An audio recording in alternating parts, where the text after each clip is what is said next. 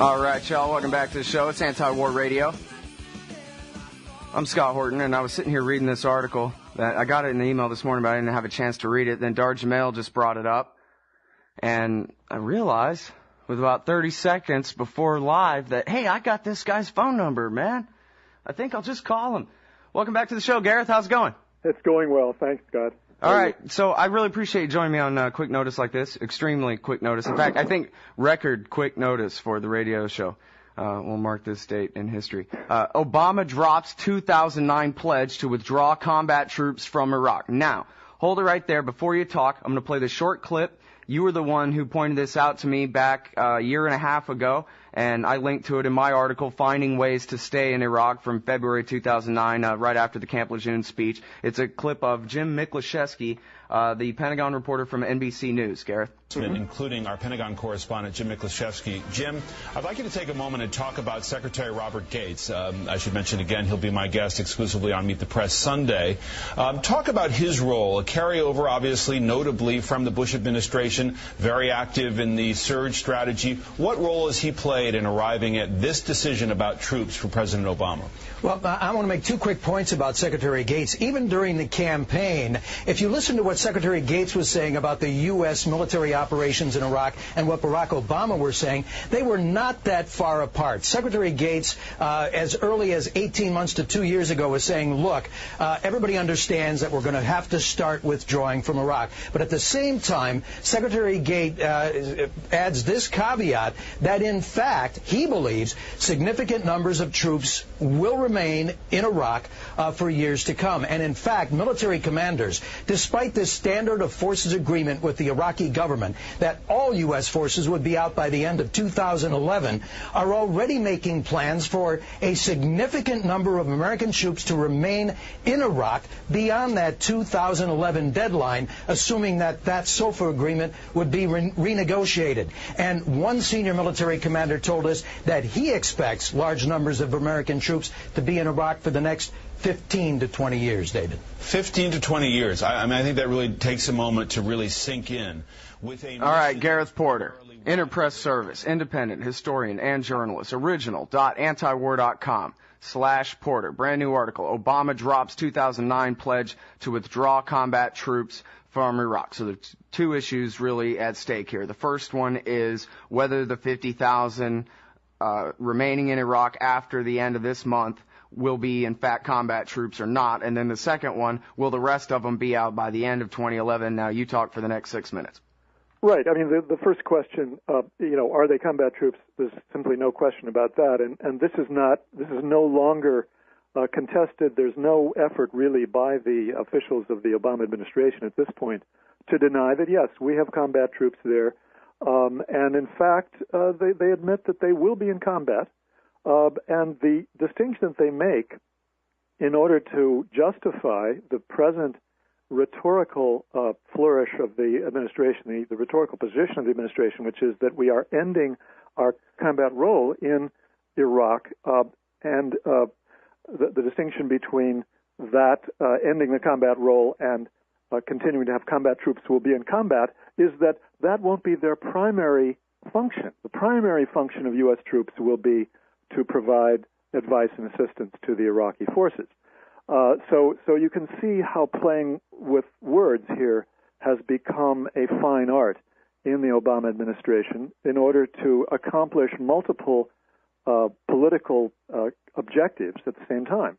Well, on one hand, to try to suggest that he has in fact kept his promises to the American people, which he has not, because he promised in fact to withdraw all combat troops, all combat brigades by September 1st, 2010, and at the same time to satisfy that political constituency in the United States, and particularly the bureaucratic political constituency within the executive branch, the military and the Pentagon, to satisfy their very strong insistence that the United States continue to have combat forces in Iraq for as long as possible. So that's the first point I want to make. What surprised me about what I learned yesterday in writing this story is the degree to which people within the Obama administration were willing to say, not on the record, not for quotation by name, but to have attributed to a, quote, senior administration official, that yes, there will be combat by U.S. forces. It'll be mostly defensive, I was told, but not necessarily entirely defensive, because if the Iraqi government requests that U.S. forces carry out offensive operations, that will also happen, according to the source that I talked to in the administration, who insisted on being called a senior administration official, interestingly enough, even though he was not a senior administration official. He talked to somebody over at the Pentagon and told me that this could be attributed to a senior administration official, which is quite interesting. So that's the first point. The second point that you're raising, which is really even more important, is the Obama administration still committed to withdrawing all U.S. forces by the end of 2011? Or were they ever? Or were they ever?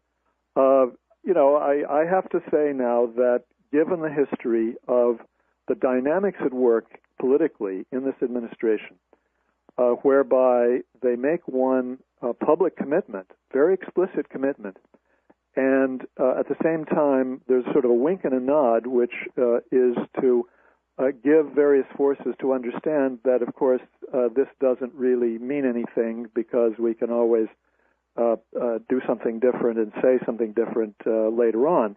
I am not ready to say that I now believe that that is a firm commitment at all. And in fact, what I find striking is that neither in early 2009, in February 2009, nor yesterday, did President Obama say, we will withdraw forces, all our forces from Iraq by December 31st, 2011.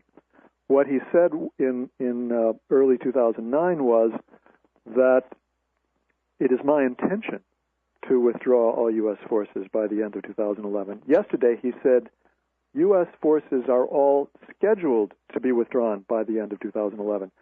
These words are not chosen at random.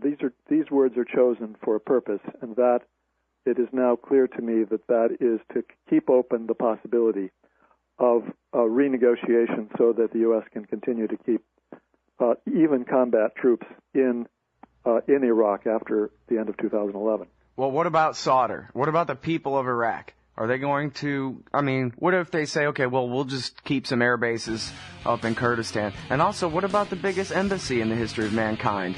Well, I think that this reflects the fact that they're still hoping to use their bargaining leverage on the Iraqi government to get what they want, which is a continuing U.S. military presence. I think the Iraqis do have a veto power over this, and I still think that it's very possible, and I hope, indeed, that they do use it effectively to stop it. Thanks, Gareth. Thank you. Yeah, well, sure hope it isn't violent. I sure hope they just say go.